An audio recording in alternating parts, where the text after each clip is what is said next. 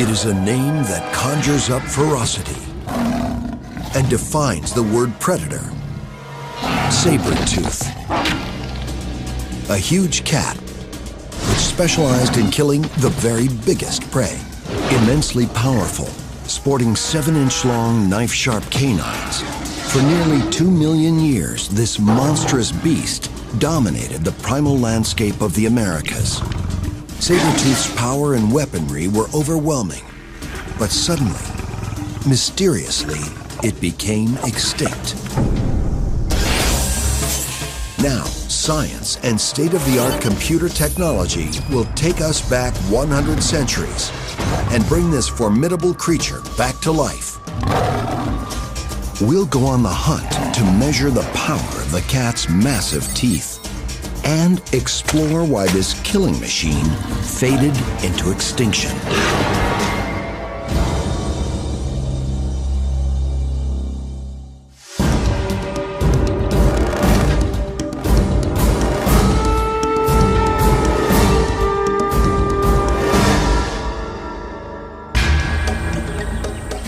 The African lion, one of the Earth's deadly predators.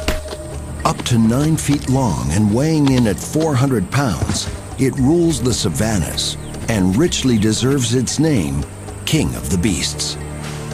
But as intimidating as it is, the lion pales beside its prehistoric relative, Smilodon fatalis, the saber-toothed cat. Massively built, Smilodon may have weighed up to 750 pounds, 25% more than the biggest male lion, and it carried some serious weaponry. 14,000 years ago, just as human hunters began colonizing North America, this carnivore roamed the continent, but the environment was in a state of flux.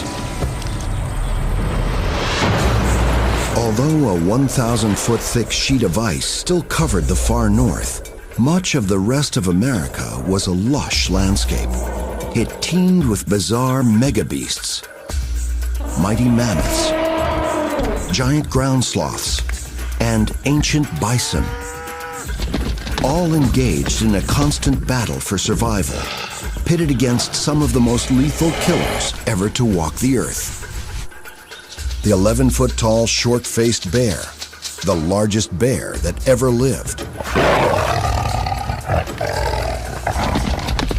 The savage direwolf, the big dog of the era, which could run down even bigger prey in packs of 30 or more. And the massive American lion. But the most deadly hunter of all was Smilodon. Imagine 2 steak knives attached to a massively muscular beast. With the hunting skills to use them, the saber-tooth was engineered to kill. This fierce cat could conquer any prey, even a mammoth. Saber-tooth was the most dangerous carnivore of its time. Probably the only beast that could face down the giant, scavenging, short-faced bear.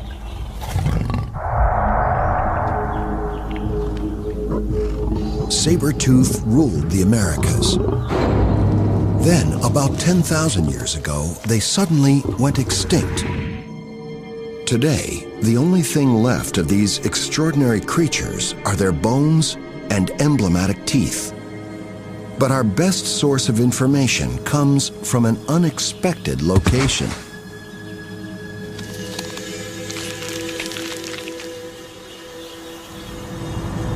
In a place called the Miracle Mile, deep in the heart of Los Angeles, there lies a fossil gold mine.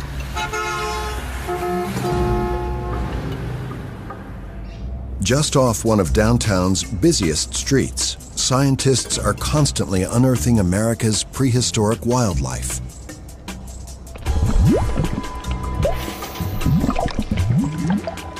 The La Brea tar pits are a collection of toxic-looking lakes and pools. Here, tar or asphalt seeps to the surface. creating one of the best places in the world to find the bones of saber-tooth and other prehistoric predators. 14,000 years ago, though the climate was cooler, the vegetation and terrain of Southern California were very similar to today.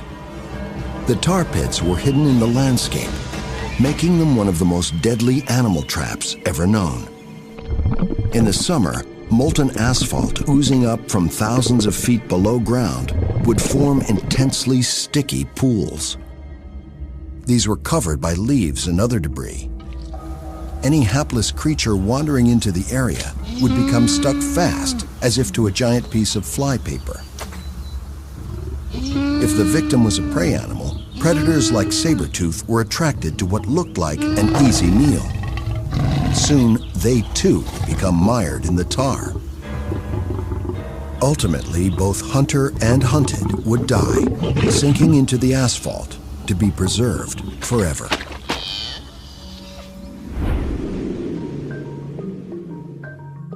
Since excavations began at La Brea about 100 years ago, over 1 million bones have been recovered, including thousands belonging to Smilodon, representing one of the world's biggest collections of saber-tooth bones. Asphalt is not only a deadly trap, it is also an excellent preservative.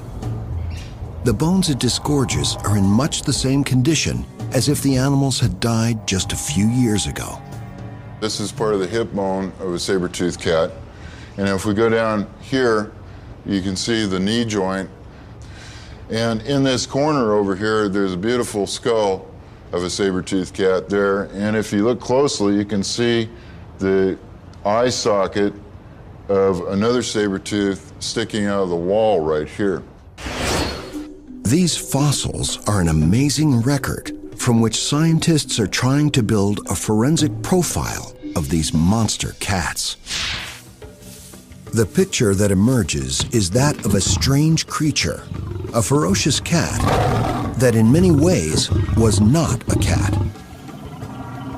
Though related to modern felines, the saber-tooth was not like any cat known today. And there was nothing cuddly about Smilodon fatalis. The name means deadly knife tooth, but the precise purpose of these finely serrated fangs is still a mystery. Although many of their bones have been found in California, Smilodon roamed freely through both North and South America. Other Ice Age carnivores, such as the short-faced bear and dire wolf, are closely related to modern bears and wolves, but no real descendants or relatives of the saber-toothed cats survive today. Smilodon is often compared to a modern lion.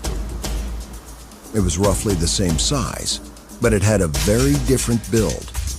Imagine a lion on steroids. This is a hugely powerful animal. It is muscular beyond Arnie Schwarzenegger's wildest dreams. Smilodon was about the size of a lion, but wouldn't have looked like one. The body proportions and probably the gait and a lot of the behavior would be more similar to a black bear than it would be to a lion. It's got massive arms and forearms, a massive chest, relatively sort of short, stout back legs. It's got massive grappling hooks on its thumbs. The muscles of the neck were also much bigger than a modern cat's, implying that Smilodon had a savage bite. The whole package is purpose-built to grapple with, close and personal with big, dangerous animals and pull them down. Scientists can calculate Smilodon's build from the fossils, but it's much harder to know what Smilodon's skin and fur would have looked like. Based on modern cats, their coats could have had various markings, designed to give them the best possible hunting camouflage for their environment. And it seems unlikely that they lived up to their nickname of saber-toothed tigers and had stripes. If these animals had any kind of pattern on their fur, it probably was more like spots. The stripes just don't necessarily fit into the type of habitat that we had here at Rancho La Brea. A quick glance at the saber-tooth skeleton also reveals some other telltale clues as to how Smilodon lived. Its short bobtail means it was not much of a runner. Modern cats, even big ones like lions, use their long tails for balance and turning during high-speed pursuit. Smilodon just didn't have that capability because of the shortness of its tail. This animal obviously was doing something completely different from modern feline cats. If Smilodon wasn't chasing fast-running prey, then it had to have been targeting slower, bigger animals. They would have had to use stealth to get close, and then launch a short-range deadly attack. And the bones bear that out. Saber-tooth had oversized front paws with big thumb claws, which scientists believe were for the specific purpose of grappling with extra-large prey. It was a wrestler, not a runner. It was an ambush predator with really short legs and somewhat flat feet. And it was designed to get a hold of its prey, grapple with it, and actually hold it immobile while it was stabbing it. And this was very important. Its whole anatomy is designed to do this. During the Pleistocene, North America was teeming with large herbivores, which provided a massive food supply to any hungry prehistoric predator. Smilodon may have evolved to target the biggest of these kinds of animals, with their tactics reflecting the sheer enormity of their prey. Brute force and killing power might not have been enough. A new kind of killing strategy was now required. In Ice Age America, there was plenty of food for a ferocious carnivore like saber-tooth to prey on. Bison, horses, and camels roamed the landscape, and even giant ground sloths and mammoths were potentially on the menu. But unless saber-toothed cats hunted together, these behemoths were formidable opponents, even for a beast as well-armed as Smilodon. Most modern big cats, such as tigers, are solitary and hunt alone. Only lions, which live in prides, hunt collaboratively to take down very big animals. There's no way to prove whether saber-tooth also hunted in a pack. But there are clues to be found in the collection of bones at the La Brea tar pits. The fossil remains of 2,500 individual saber-toothed cats have been excavated there. Normally, there are way more herbivores than the animals that eat them. But at La Brea, predators outnumber prey by almost 10 to 1, precisely the opposite of what you'd expect. And often the skeletons of several saber-toothed cats are found mingled in with the bones of a single large herbivore. Some scientists believe this is evidence that they were social animals. They envisage a group of Smilodon going after the easy meal of a trapped bison, and then themselves becoming stuck in the tar pits. It's possible that saber-toothed cats lived in social groups or prides, much like modern lions do. A lion pride is a feline sisterhood. It typically consists of 4 to 20 females living with 2 or 3 males. The females do most of the hunting, often in groups. By hunting together, they can go after bigger game. And bigger game means more food. Another potential advantage to group living is that any member of the pride that's injured and too weak to hunt for itself can feed off the kills made by the rest of the group. And among the saber-tooth remains at La Brea, paleontologist Chris Shaw sees evidence that saber-toothed cats were able to survive terrible injuries, injuries that would have stopped them from hunting. What we have here is the right side of the pelvis of a saber-toothed cat. This animal is considered by us to be a normally developed individual bone. On the other hand, this bone was from a cat that had a severe dislocated hip. Not only was it dislocated, but the muscle mass around it was ripped and became horribly infected. This animal survived for months, if not years, with this condition. He thinks that injuries like this would have been fatal for an animal living on its own. The fact that these bones healed means it had been supported in a group of saber-toothed cats. Shaw believes that several animals work together and may have even nurtured injured group members, allowing them to feed at group kills and protecting them from other predators. Whether or not you could call it a pack per se or a pride is probably questionable. I would prefer to just call it a social group of some kind. But for others, the idea of saber-toothed cats helping to feed and take care of an injured member of a social group is pretty far-fetched. The fact of the matter is, more likely that they might eat the injured member. I don't think there would be any advantage for Smilodon to live in a pride or to be very social. In fact, social interaction is extremely rare in carnivores in general. It's mostly something that dogs or dog-like animals do. It's not a cat thing. But there's no reason to assume that saber-tooth behaved like modern cats. They might have hunted and lived like modern wolves. In a wolf pack, roughly the same number of males and females live together with very little physical difference between them. Maybe Smilodon actually had a social structure that was more akin to wolves, with monogamous pairs lasting a long time.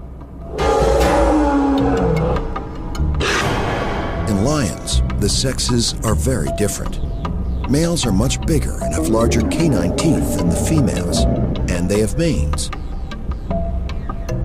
But the differences have nothing to do with hunting. It's mostly the females that do the food gathering.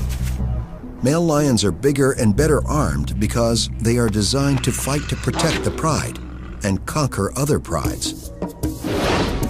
But in saber-tooth, both sexes were the same size, and both had the same murderous teeth. So that doesn't sound like lions, because if we have a pride situation, males should be going out and fighting males to take over prides.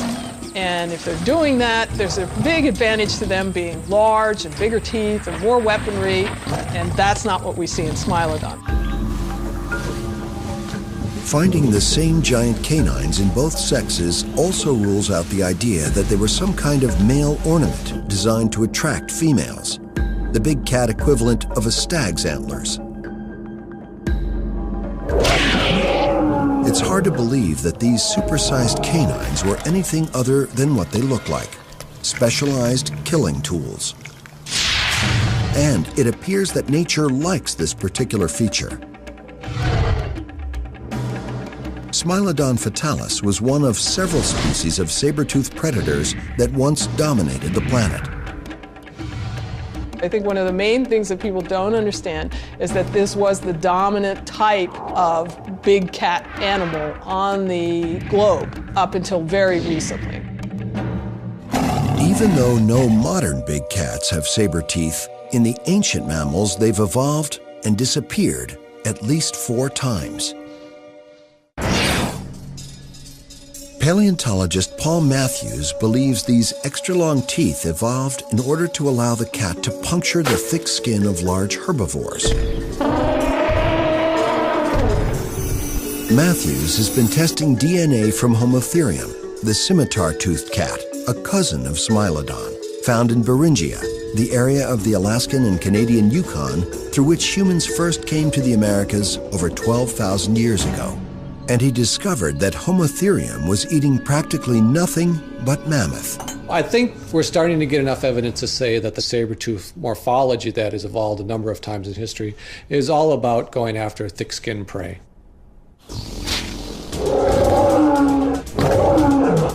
With canine teeth that were twice as long as Homotherium's and a more muscular body, perhaps Smilodon was designed not just to target young mammoths, but the adults as well.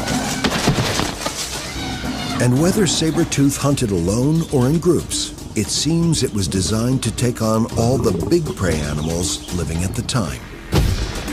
It was specialized toward killing big animals, animals bigger than itself. It's arguably the most specialized mammal that's ever evolved with respect to that kind of big game hunting specialist.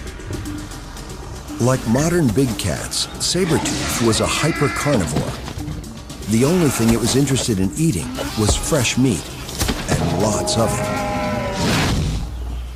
Amazingly, we don't have to speculate what the saber-tooth ate. The Smilodons of La Brea make it possible to find out very accurately what was on their menu. The bones are so well preserved by the tar that many of the proteins that were present when the animals died are still embedded. And in those proteins is the evidence of what saber-toothed cats preyed on. At the University of California at Santa Cruz, Kana Fox Dobbs uses the science of stable isotopic analysis to study the diets of prehistoric animals. We're able to tell differences in diet based on if they were preferring one herbivore type over another. The test showed that saber-toothed cats in the Rancho La Brea area mostly ate the more common herbivores such as horses and bison, but also some of the real behemoths such as ground sloths and mammoths. A prehistoric bison weighing in at nearly a ton was certainly a mighty opponent. But modern lions don't need super long canine teeth to kill big prey like Cape buffalo and zebra. So the question remains, why did saber-toothed cats have such big teeth? To try to answer that question, and to try to understand precisely how saber-toothed cats used their fangs, Dr. Stephen Rowe from the University of New South Wales in Australia built a virtual saber-tooth, a digital biting machine that simulates the stresses and strains on a saber-toothed skull.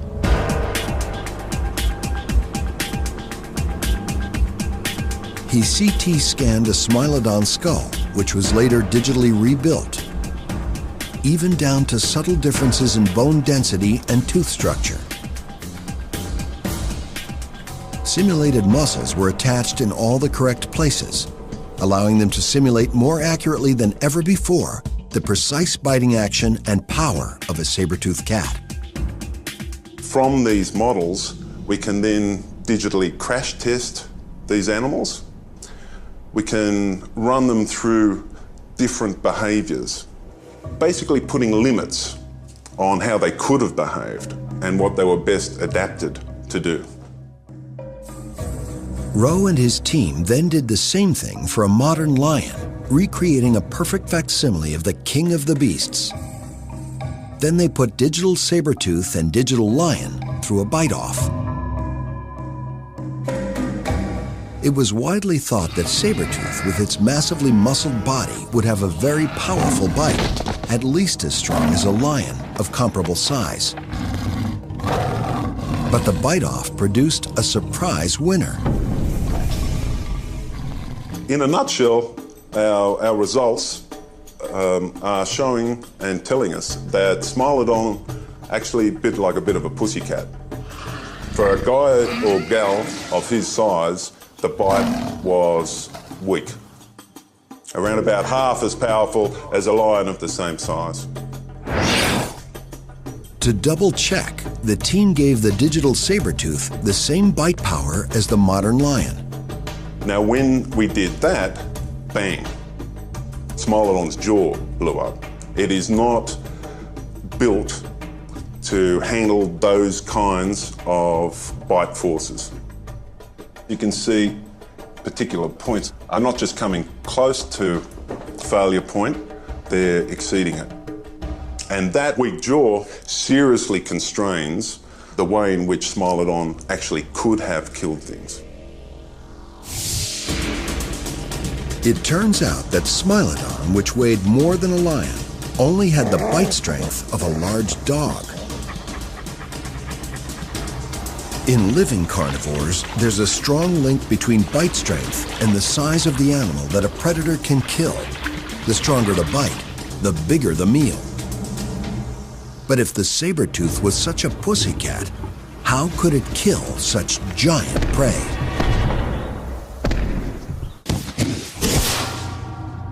Ever since the first perfectly preserved saber-tooth remains were excavated from the La Brea tar pits in Los Angeles in 1875, scientists have been trying to figure out exactly how Smilodon used their supersized canines. In spite of a weak bite, we know they were eating big animals like bison, even mammoths and sloths. So presumably, Smilodon's knife-like teeth were a special adaptation for killing their mega prey. But African lions can also take down big prey, and their canines are not nearly as long. So Smilodon's teeth must have had a deadly design advantage, and they must have used a very different killing technique to that of modern cats. Compared to saber-tooths, modern big cats have shorter but sturdier conical-shaped canine teeth, which they use to seize prey and grapple them to the ground. Big cats, such as lions, kill small prey by essentially biting through the back. But with larger prey, their teeth usually don't penetrate the skin. Instead, they either suffocate or choke their victims, clamping their teeth around the carotid artery, causing the prey to lose consciousness within seconds. The modern lion's much more massive skull, with its powerful jaw, is clearly designed to deliver a very different kind of killing bite than saber-tooths. The African lion has these canine teeth that are relatively round in cross-section. They're really peg-like by comparison with these knives that are coming out of the front of the jaws of this animal. So the sabers are extremely long. They're very narrow from side to side. They're fairly broad from front to back. But these knives clearly had some limitations. Saber-tooth's canines were sharp, dangerous weapons, not in any way designed for the kind of violent struggling kills that lions engage in. The sabers were strong in the forward-backward direction, but relatively weak and brittle when subjected to side-to-side motion. And that weakness means there were some real limits to where saber-tooth could bite its victims. If it got its canines caught up in the bones of struggling prey, Smilodon was likely to lose a tooth. I don't think an attack along the spine of the prey would have made sense for Smilodon because they had those enormous sabers. They're very delicate, and risk of breakage is high for those saber teeth if they're impact something hard, especially from the side. So if they leap onto the back of an animal and then sink their teeth in, one of their teeth at least is likely to run into a vertebrae and it would snap. A picture is emerging of an incredibly specialized hunter. It ate very big prey, but had a relatively weak bite, with jaws and teeth too delicate to use to drag its prey down for fear of breaking them. So, by a process of elimination, it seems the key to the saber-tooth's attack was to wrestle its prey to the ground before delivering the coup de grace. It had to get that animal down on its butt and effectively immobile. Now, big four-legged animals are tough hombres to mess with when they're up on their 4 feet.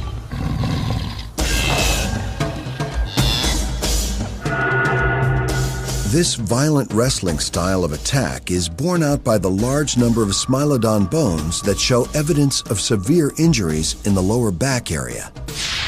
That is indicative of high stresses being placed on that region, which is like when you're trying to lift weights or do something like that, or pull a big weight down, cementing your hindquarters to the ground. You could see how that could really torque the lumbar, the lower back region, and that's where we see a lot of injuries in Smilodon.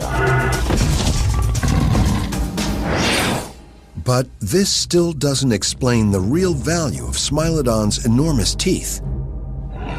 Modern cats may attack by biting, but they kill by suffocating, their teeth clamping down around their prey's throat. It can take between 10 and 15 minutes for an animal the size of a buffalo to choke to death. A long time for a big cat's jaws to remain tightly closed. With teeth like Smilodon's, this technique would have most likely been physically impossible and dangerously slow. Dr. Rowe thinks Smilodon's teeth and skull design were all about making a fast kill. He believes that in a ferocious prehistoric world, with so many other big carnivores around competing for the same prey, time was of the essence. If a saber-tooth didn't kill quietly and above all quickly, it would attract the attention of a whole range of other monster predators that would have been trying to steal its prey.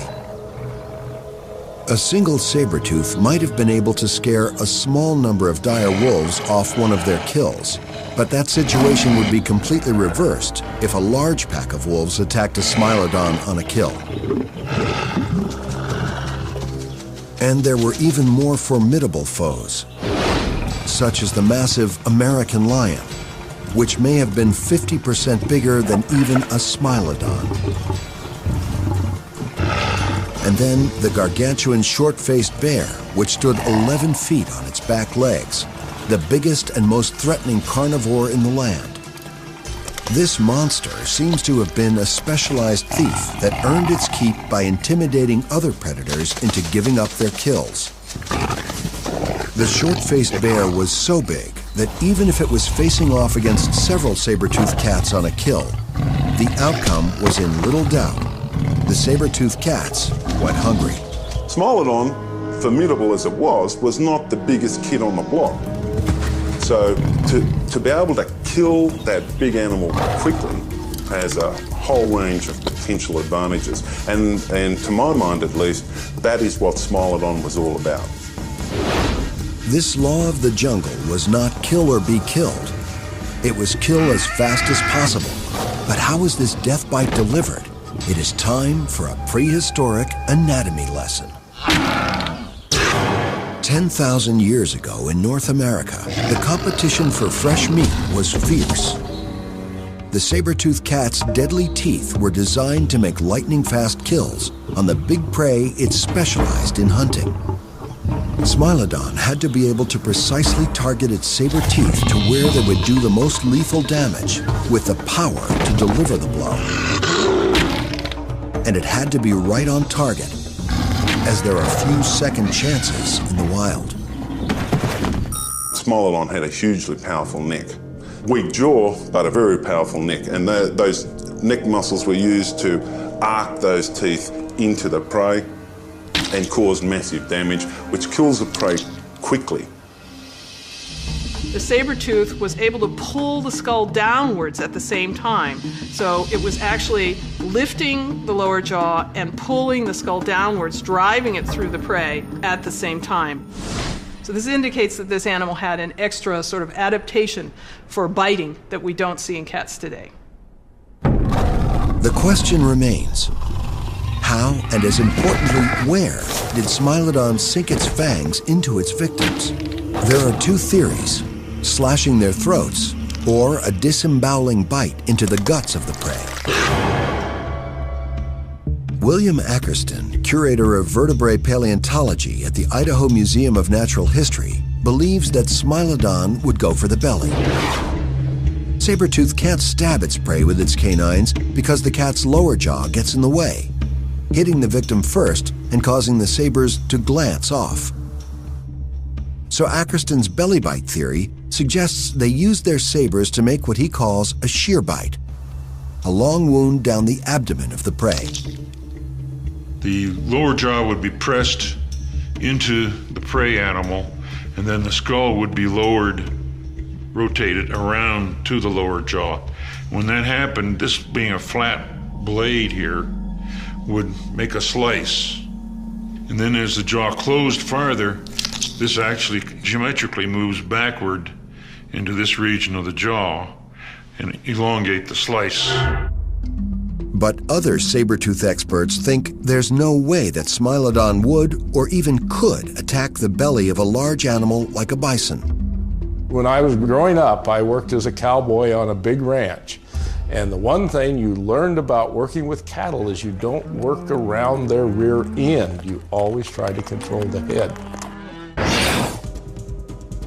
With its relatively delicate jaw and teeth, Smilodon would have risked grievous injury going for a low blow to the belly.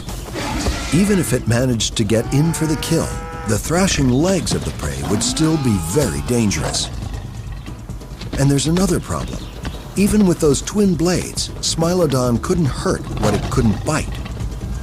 The problem with the stomach bite is that the stomach has too big a diameter to fit inside the mouth. Despite this long tooth, a Smilodon cannot make a very deep bite. The reason for that is the lower jaw gets in the way. So the animal might get a bunch of skin. It may flay whatever it's trying to kill a little bit, but it's not going to be able to kill it because it simply cannot bite it. No modern cat would attack the stomach of their prey. They almost always go for a killing bite around the throat. And many scientists believe the only logical way for saber-tooth to kill was to go for the throat as well. The neck is more accessible and less well defended than the belly of any big prey. And Smilodon's teeth seem perfectly evolved to make an almost instantaneous kill. There's absolutely no doubt that once you've ripped out an animal's major arteries and/or windpipe, they're going to die much more quickly than if you just try and strangle them. The neck contains more vital blood vessels. You'll get a quicker and more certain kill biting the neck than you will biting the stomach. Martin believes that the saber teeth were designed for a very specific purpose, to cut the throat of the prey. He thinks that Smilodon's canines worked in an almost identical way to a specialized curved assassin's knife. And the interesting thing about this knife is the real cutting edge is on the inside of the curvature. If you have a curved knife like this and you drive it in and you drive it around, the curvature rotates the blade and it cuts itself out while you're stabbing, which is as close to instant death as you're going to have. Professor Frank Mendel is also fascinated by the mystery of how saber-tooth killed its prey. In order to demonstrate and understand how this fatal bite was delivered, Mendel has constructed a biomechanical model of a Smilodon jaw. I'm suggesting that Smilodon simply drove the teeth through the neck, severed the vessels, and then withdrew the teeth. I don't see the need for the extra effort to rip the throat out because I don't think it affects any more lethal damage to the animal. This is laparoscopy versus open surgery. You do as little damage as necessary to get the job done. At this big cat sanctuary in Bridgeport, Texas, a saber-tooth will bite again. The Center for Animal Research and Education, or CARE, is a safe haven for abused and abandoned big cats and a resource to the scientific community. It's here Mendel can find prey for his metal predator. It's designed to be able to accurately simulate the biting action of any carnivore. The teeth are based on this specimen from La Brea. Exactly the same detail, the same fit, same sizes, all the rest. Of the carcasses already earmarked to be fed to the big cats at CARE, Mendel is going to use a cow to approximate the size and proportions of one of the Smilodon's favorite delicacies, bison. Most of the animals used at CARE have expired of natural causes. In other cases, the animals are in critical health and are euthanized. We're gonna go. The first experiment will be to try to simulate the so-called belly bite. The test begins. Good.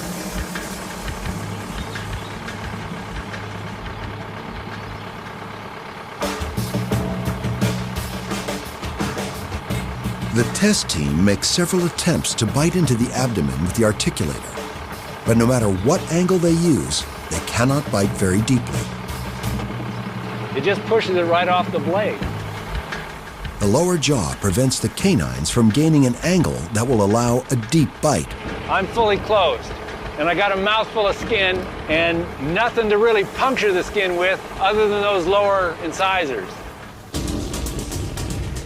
A Smilodon's saber teeth were no accident of nature.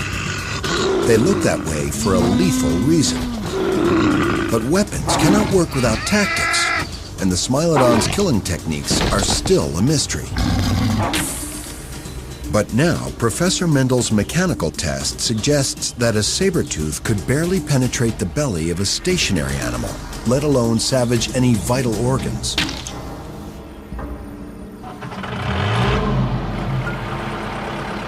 Okay, down. The next target is the neck. The team expects the mechanical Smilodon will have no problem biting here. Good. Hold it. But there is one critical question. How much bite pressure is needed for the teeth to slice all the way through? Computer models showed the saber-tooth couldn't actually bite very hard. Will mechanical tests bear this out? Even with a motionless prey, it is not that easy. But after several tries, Mendel's machine finally penetrates the neck of the cow carcass. Oh, it popped. It popped through. What we've seen here is that both teeth penetrated deeply into the neck. The next question would be, did it catch anything fatal? Did it catch anything lethal, rather, like one of the major vessels? By measuring the bite strength of this model, the team also discovered that precision, not power, was Smilodon's secret weapon. They did not have to bite very hard to punch through the skin, severing vital blood vessels. Between 200 and 300 pounds is what it usually takes to penetrate the skin of the animals. Considering that some humans can actually generate 300 pounds of bite pressure, I think the average cat could do this fairly easily. Once the teeth are engaged, those vessels can be sawed by those serrated edges on front or back. Mendel says that if the teeth cut through both jugular veins, the prey would pass out and bleed to death in a few but long minutes. But if they cut through the carotid arteries, the animal will die almost instantly. So, once it had them down on the ground, Smilodon could easily penetrate the necks of even the thickest-skinned animals. The biomechanical test strongly suggests that it was almost impossible for saber-toothed cats to inflict a fatal bite on the abdomen of the bigger animals they could catch. But to those who favor the belly bite theory, Professor Mendel's test is by no means conclusive. But even if the neck bite was only one potential tactic of a versatile predator, this experiment does confirm that Smilodon's knife-like canines were uniquely suited for killing, with a fast bite to the neck of its prey. It may have had different approaches for different size animals, and it may have depended on the actual situation at the time. But basically, it is going to be using those claws to get that big guy on the ground and exert force onto the front end, onto the animal's head and neck. The test also shows that these specialized teeth also had limitations.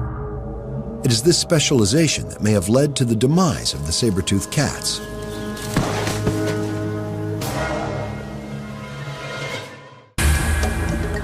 For nearly 2 million years, Smilodon, with its 7-inch-long throat-cutting canines, was one of the dominant predators in North America. Whether the bite was delivered to the neck, the belly, or any other part of a prey's anatomy, the saber-tooth was a killing machine. But about 10,000 years ago, Smilodon fatalis disappeared from the prehistoric landscape. Its extinction is a mystery. But around the same time as the saber-tooth disappeared, other apex predators arrived on the scene. And they arrived on 2 feet. Early hunters most likely made their way across the land bridge between Russia and Alaska and some have speculated that it was they who killed off the saber-tooth. But there is no evidence that humans actively hunted the saber-tooth. In fact, there's no evidence of any interactions between humans and Smilodon. It seems more likely that they gave this fearsome predator a wide berth. These two species probably avoided each other. I'm sure humans would find a saber-toothed cat quite threatening. But early humans had one thing in common with the Smilodon. They coveted the same meat, and there was only so much of that meat to go around. Although the then small human population could not have eaten all of the game, they could have begun and hurried along inexorable extinction events, which took the Smilodon along for the fatal ride. The end of the last ice age was a lean time for the predators that specialized in big prey. It wasn't just the saber-tooth that disappeared. Great packs of dire wolves were wiped out at the same time. And the last to go was the giant short-faced bear.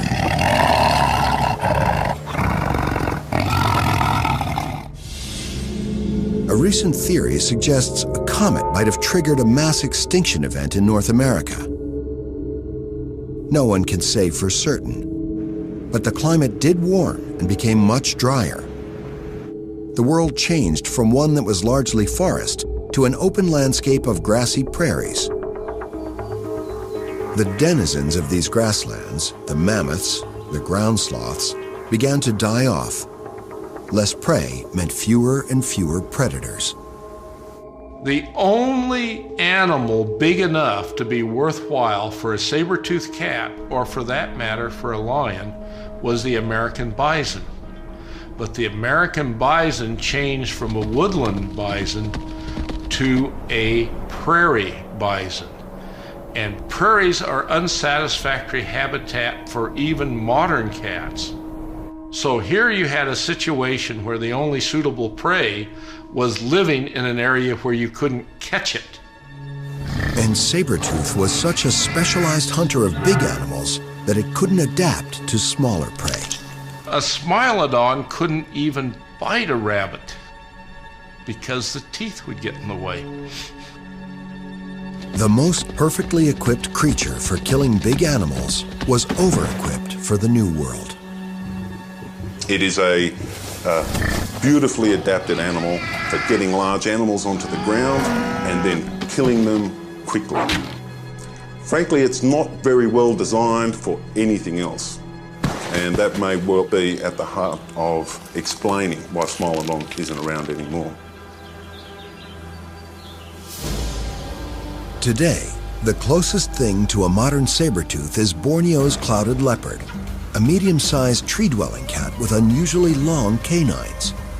This leopard is not a direct descendant of the saber-tooth, but this rare creature is living proof that the deadly design of a saber-tooth can still be used as a weapon of killing precision. Today's natural world has made this design all but obsolete, but worlds can and will change. The art of killing always strives toward perfection, and given the chance, a saber-toothed cat might well evolve again.